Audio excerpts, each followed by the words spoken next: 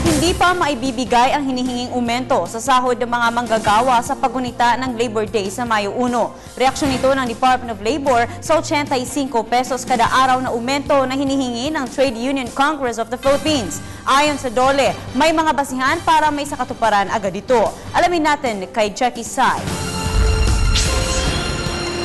Sa kasalukuyan ng isang ordinaryong pamilya ay kinakapos sa panggasto sa pang-araw-araw na pangangailangan.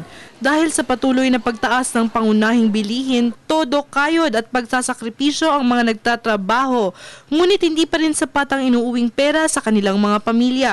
Dahil dito, isinulong ng Trade Union Congress of the Philippines ang dagdag aumento sa sahod na nagkakahalagang 85 pesos per day. Ayon kay Presidential Spokesman Sherda, pinaubaya na ng Malacanang ang petisyon na ito sa Regional Tripartite Wages and Productivity Board National Capital Region at Department of Labor and Employment.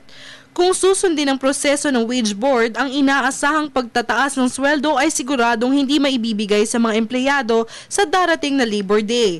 Ayon naman kay Labor Secretary Rosalinda Baldos, maaari lamang ipatupad agad ang petisyon kung may mabilis na pagtataas at pangangailangan dahil sa biglang pagbabago sa presyo ng basic necessities.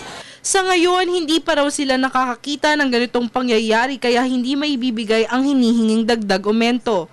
Inaasahan ng mga manggagawa na agad-agad maaksyonan ang naturang petisyon upang maibsan ang kanilang kahirapan. Para sa Telebisyon ng Bayan, Jackie Sai.